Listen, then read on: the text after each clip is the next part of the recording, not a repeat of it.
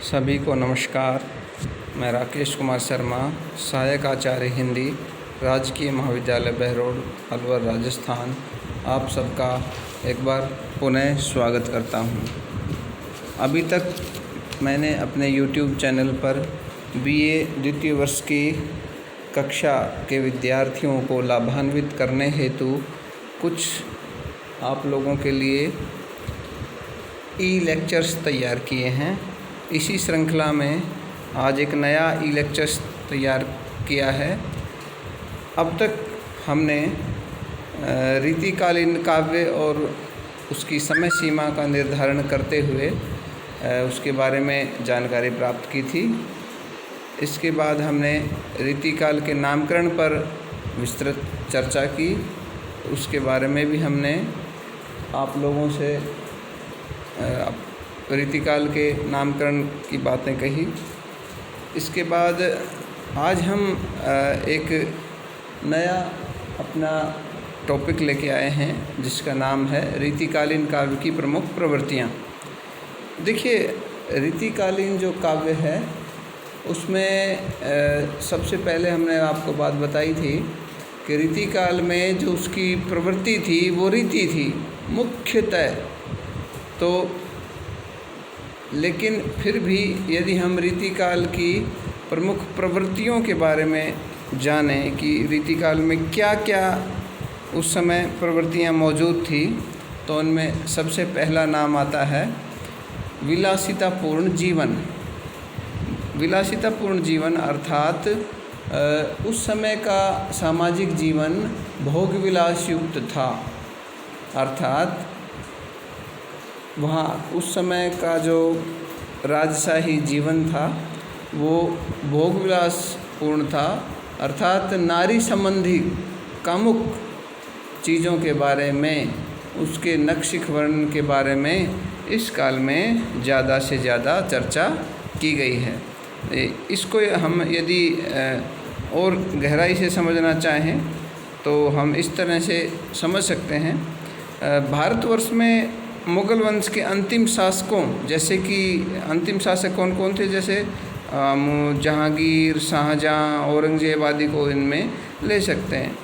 इन शासकों में विलासिता का एक दबदबा रहा, बहुत ही काम पिपासु थे। इसलिए देश में सब जगह नवाब, ठाकुर, जागीरदार और जमींदार सभी मुग़ल शासकों के समान बहुत ही ज़्यादा विलासी हो गए थे। इसलिए पूरा वातावरण विलासिता में डूब चुका था।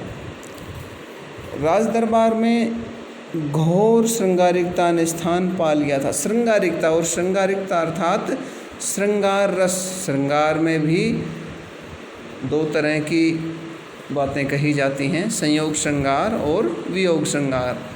श्रृंगार में भी संयोग श्रृंगार की बातें, जिसमें काम भावना से ओतप्रोत जितना भी साहित्य है वो सारा विलासिता में आता है। राज दरबार था, इसलिए दरबारी कवि चाहता था कि मैं अपने राजा को, अपने सम्राट को खुश रखूं, इसलिए उसने नारी के सौंदर्य का बखान करके अपने शासक को खुश करने का प्रयत्न किया। इसलिए इस काल में भरपूर विलासिता थी। जितने भी इस समय शासक गण हुए वे श्रृंगार की ओर प्रवृत्त हो गए थे। जो कविगण थे जिन्होंने राजाश्रय प्राप्त कर रखा था, अर्थात राजकीय जो कवि थे, वो अपने शासकों की रुचि और उनके परिवेश के अनुसार अपने काव्य का सृजन करते थे। वो कदापि नहीं चाहते थे कि उनका राज दरबारी कवि का पद छिन जाए, इसलिए अपने राजा को सदा खुश रखना चाहते थे। भक्ति काल के जो आराध्य राधा और कृष्ण अर्थात जो नायक और नायिका रहे हैं, वो अब काव्य के रूप में उतर आए थे। जो भक्ति काल का जो साहित्य है वो रीतिकाल में मिलता है, लेकिन उसका रूप बदल गया। अब राधा और कृष्ण हैं वो वहाँ यहाँ पर ईश्वरीय रूप न होकर राधा और कृष्ण नायक और नायिका के रूप में जाने लगे। इसलिए राधा रूपी नायिका का नक्शिक वर्णन ही पूरे काव्य का मुख्य लक्ष्य रह गया था। कुछ आलोचकों ने इस काल की घोर श्रृंगारिक रचनाओं को अश्लीलता की संज्ञा भी दे दी है। इसलिए इस काल का जो एक प्रमुख प्रवृत्ति रही है उसे हम विलासितापूर्ण जीवन भी मान सकते हैं। इसी प्रकार एक दूसरी जो प्रवृत्ति जो सामने आती है, दिखाई देती है, उसको हम कह सकते हैं रीति विवेचन। हमने जब से रीति कालीन काव्य की पाठ्य श्रृंखला ये शुरू की है, तभी से हम बता रहे हैं कि रीति काल में रीति प्रमुख थी। रीति अर्थात एक परंपरा, एक परिपाटी, एक मार्ग, ऐसी परंपरा जो प्राचीन संस्कृत काव्य शास्त्र से चली आ रही थी, वो रीति। तो उस रीति का विवेचन यहाँ पर किया गया। हम कह सकते हैं कि इस काल में रीति की रचनाएं प्रधान रूप से लिखी गई थी। इसलिए काव्य निरूपण संबंधी अनेक लक्षण ग्रंथों का निर्माण हुआ। इन ग्रंथों में काव्यांगों का विशद विवेचन हुआ। काव्यांग यानी रस, अलंकार, छंद, इन आदि जो काव्यांग हैं इन पर बहुत ज़्यादा चर्चा हुई। अलंकारवाद की प्रमुखता रही, इसमें अलंकारों पर बहुत ही विशद चर्चा इस पर हुई है। इस काल में अलंकारों को काव्य की आत्मा स्वीकारते हुए अलंकार ग्रंथों का निर्माण तक कर दिया गया। यानी इस समय अलंकार को काव्य की आत्मा माना गया था। इसी प्रकार एक अन्य प्रवृत्ति है इस काल की, उसे कह सकते हैं हम चमत्कार प्रदर्शन।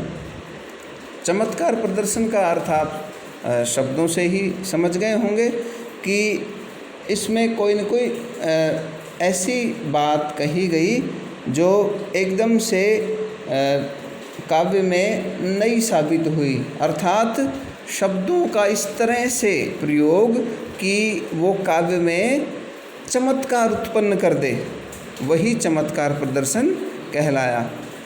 सीधे से अर्थों में हम यह कह सकते हैं कि यह युग चमत्कार प्रदर्शन का रहा है। अर्थात काव्य में अलंकारों के चमत्कार तथा पांडित्य प्रदर्शन की स्पर्धा इसमें रही थी। पांडित्य प्रदर्शन किया है, हर कवि यह चाहता था कि मैं राज दरबारी कवि ही बना रहूं, इसलिए बहुत गला काट स्पर्धा इस समय के आचार्यों में देखी गई है। इसलिए यह भी कहा गया है कि प्राय सभी कवियों ने भाव पक्ष की अपेक्षा कला पक्ष को विशेष महत्व दिया, क्योंकि कला पक्ष में जो कविता का कला पक्ष है वो निखर के आता है। भाव पक्ष यदि काव्य की आत्मा कह सकते हैं तो कला पक्ष उसका बाह्य शरीर हम उसे कह सकते हैं। भाषा के चमत्कार में रीतिकालीन कवियों ने दिमागी कसरत करने में कोई कसर नहीं रखी। अर्थात उन्होंने अपने दिमाग के घोड़ों को कुलांचे भरने के लिए खाली छोड़ दिया था। दूर दूर तक की बातें उन्होंने सोची और उसको अपने काव्य में पिरो दिया है। इसी तरह मुक्तक रचनाओं में भी अलंकार का प्रयोग बहुत ही प्रमुख रूप से आपको दिखाई देगा इसमें। अर्थात जो चमत्कार प्रदर्शन हुआ है उसमें हम अलंकारिकता को एक बार पुनः शामिल कर सकते हैं। इसी प्रकार एक अन्य प्रवृत्ति जो उभर के सामने आई इस काल की, रीतिकाल की, उसे हम नाम देते हैं मुक्तक रचना का। अर्थात इस काल में जो रचनाएं रची गई वो मुक्तक काव्य में रची गई। देखिए मुक्तक काव्य इस तरह का काव्य आप मान सकते हैं जिसमें कुछ चंद पंक्तियाँ होती हैं जिनके माध्यम से पूरा का पूरा शुरुआत से लेकर अंत तक उसका अर्थ समझ में आ जाता है। अर्थात उन चंद पंक्तियों से पहले की पंक्तियाँ और उनके बाद की पंक्तियों से उन चंद पंक्तियों का कुछ लेना देना नहीं है। जिस प्रकार से हम यदि महाकाव्य की चर्चा करते हैं तो उसमें एक अध्याय, फिर दूसरा अध्याय, फिर तीसरा अध्याय एक दूसरे से जुड़े रहते हैं, लेकिन मुक्तक रचना में इस तरह की जो नियम है, नियमावली आवश्यक नहीं है।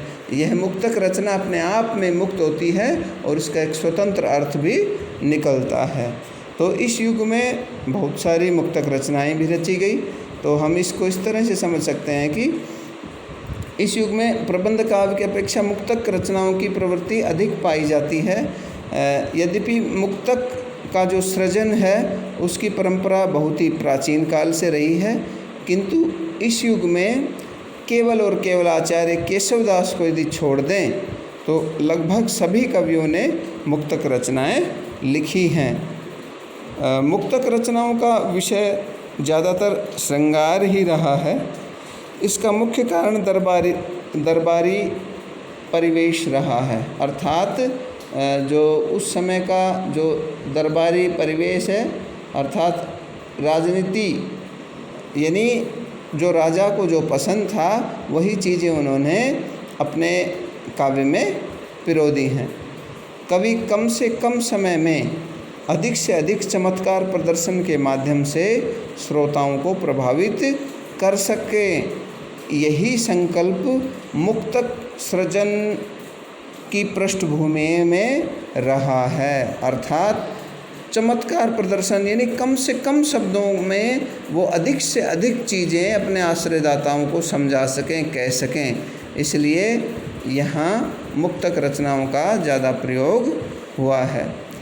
इसी मुक्तक रचना के संदर्भ में एक जगह पंडित विश्वनाथ प्रसाद मिश्र जी ने लिखा है कि दरबारी कविता में प्रभाव जमाने के लिए नाद तत्व का होना अनिवार्य होता है।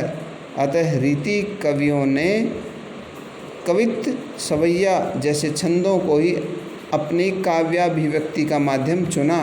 यद्यपि नाद तत्व उतना नहीं होता, पर लक्षण तो संक्षेप में कहने के लिए वह सबसे उपयोगी सिद्ध हुआ। अतः काव्य शास्त्र निरूपण में इसका उपयोग किया गया। दूसरे जिन हिंदी कवियों को दो पंक्ति वाले छोटे आकार के पदों की प्रतिद्वंदिता करनी होती थी, वे दोहा में रचना करते थे और उनमें पूरी कारीगरी दिखाया करते थे। ये जो 4-5 लाइनें हैं ये पंडित विश्वनाथ प्रसाद मिश्र ने लिखी हैं मुक्तक रचनाओं के बारे में। अर्थात वो कहना चाहते हैं कि मुक्तक रचनाओं में दोहा सबसे महत्वपूर्ण था। दोहा केवल 2 पंक्तियों में हर उस कथा को समाहित कर देता था।